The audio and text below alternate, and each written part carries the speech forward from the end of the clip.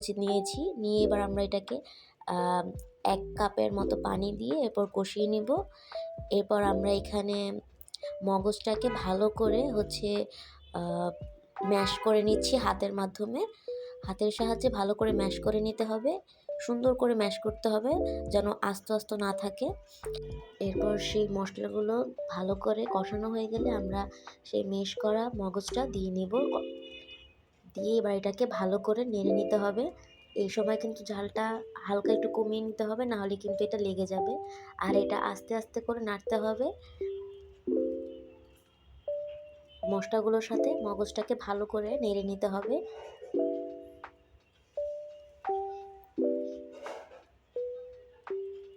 দেখুন, এটা কিন্তু একদম মসলাগুলোর সাথে ভালো করে মিক্সড হয়ে গিয়েছে।